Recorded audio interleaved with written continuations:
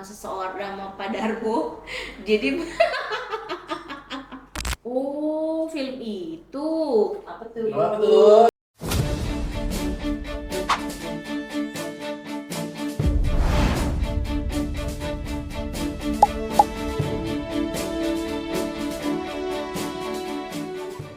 Halo, assalamualaikum. Balik lagi gue Nurul.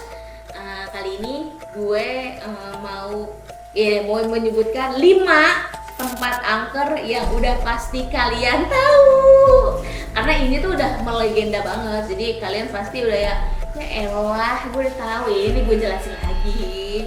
Gue ikut-ikutan aja.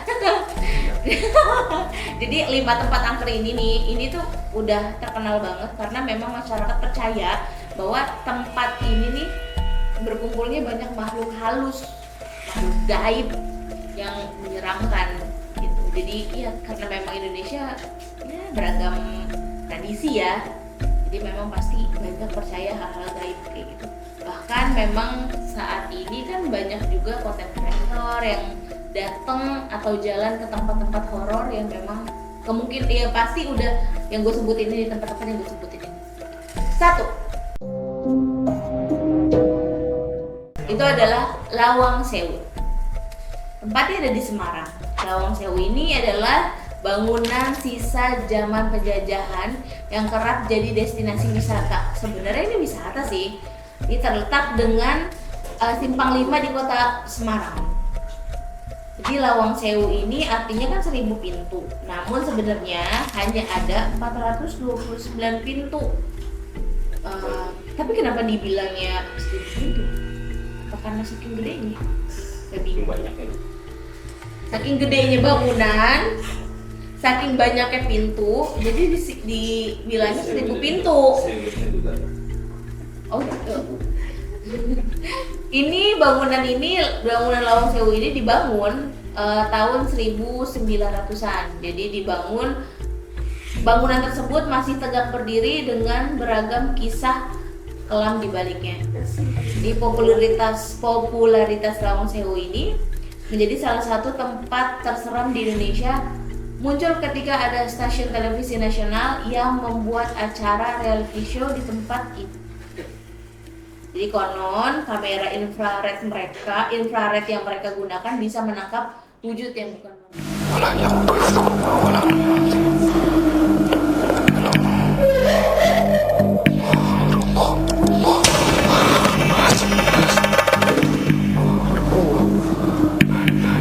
Masya Allah, Mas, tolong Mas,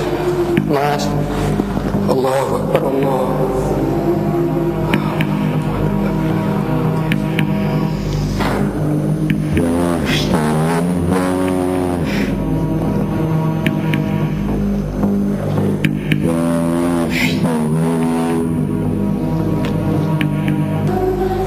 La ilaha illallah, Allahu Akbar. Mas, tolong Mas. La ilaha illallah, la ilaha illallah, Allah Akbar.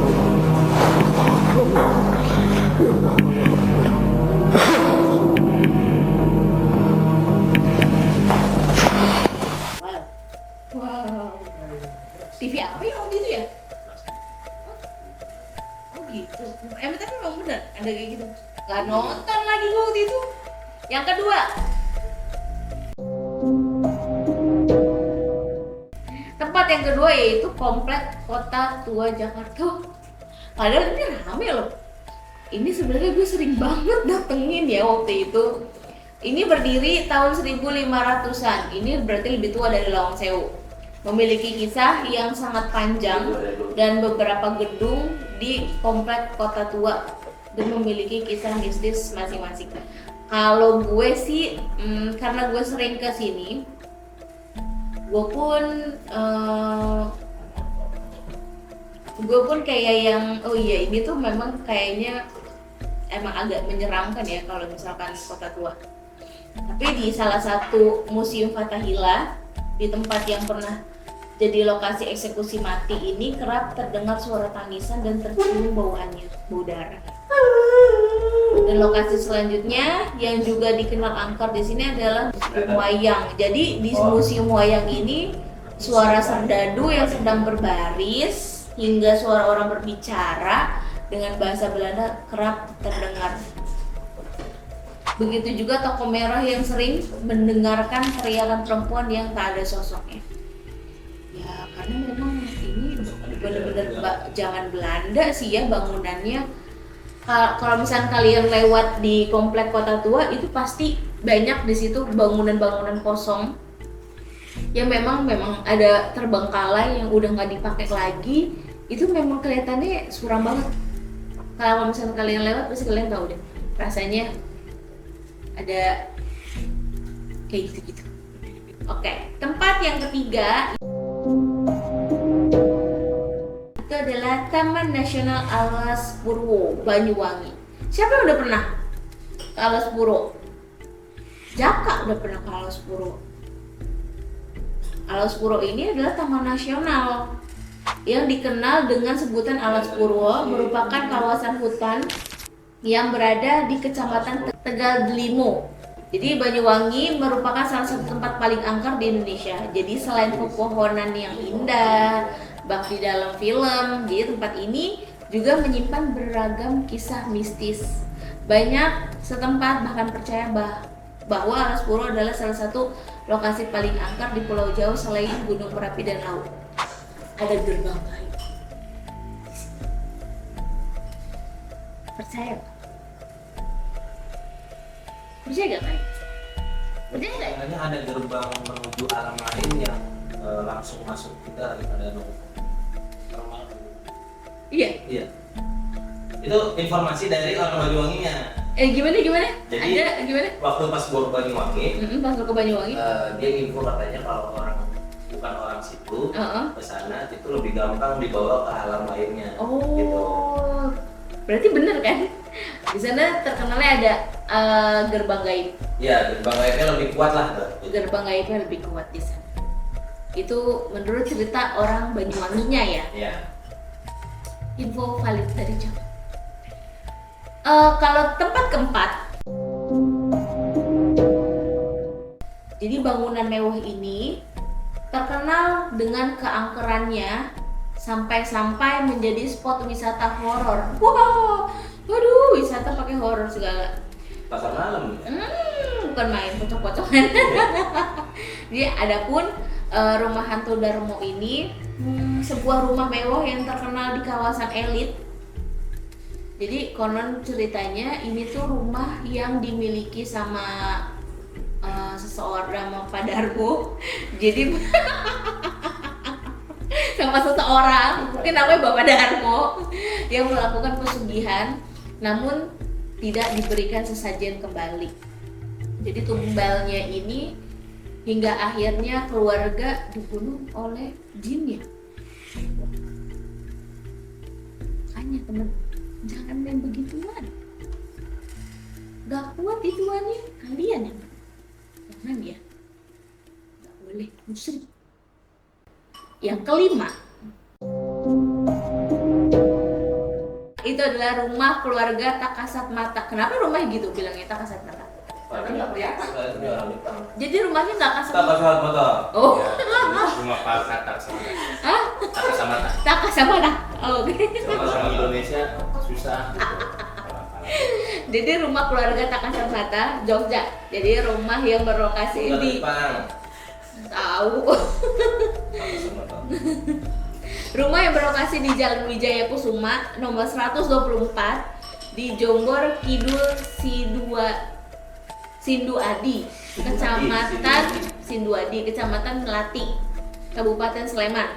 Jadi daerah istimewa Yogyakarta tersebut sesungguhnya berada di keramaian dan lokasi yang strategis. Iya ya, ini kan lokasi strategis ya. Kenapa serem ya? Jadi kisah mistis tersebut kemudian diangkat ke layar lebar dalam judul yang sama di tahun 2017.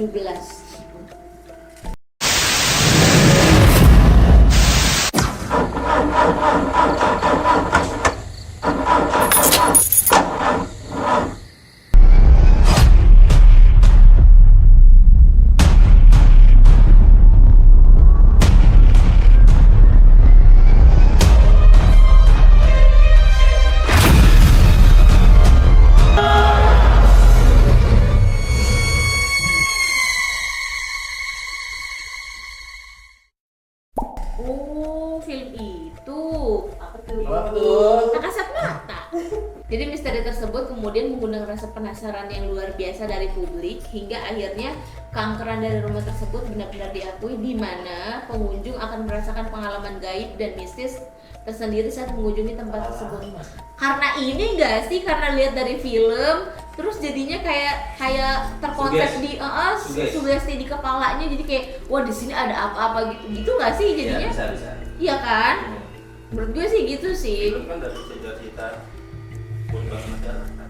Oh gitu. Tapi Nah, kan karena mereka tapi penggambaran manusianya kan dari Iya, manusia. penggambar- jadi- manusianya sudah menggambarkan itu. benar, jadi dia tuh udah ngegambarin di kepalanya, oh iya kayaknya di sini ada gini gitu. Jadi si makhluk ini bisa aja jadi merekam apa yang Iya. ada di pikiran kita, jadi diwujudin gitu loh. Hari ini kosannya aktif ya Bun. Ada suaranya. Ya jadi gitu guys. Jadi ini karena ini part 1, tungguin part 2-nya, oke? Tetap nonton, walaupun kalian udah pada tahu, tetap nonton aja, oke? Jangan sampai skip. Gue akan selalu semangat buat kalian. Tungguin ya video berikutnya. Thank you for watching. Terima kasih. Assalamualaikum. Depannya. Oh iya, pocong-pocongan. Jadi komplek Kota Tua Jakarta. Ah, kayak gitu-gitunya. Masa sih? Ya sih. Kamu pun merasakan kan? Yang terakhir nih guys, yang terakhir. Ini untuk part 1 ya, kata KTA gitu. Ini part 1.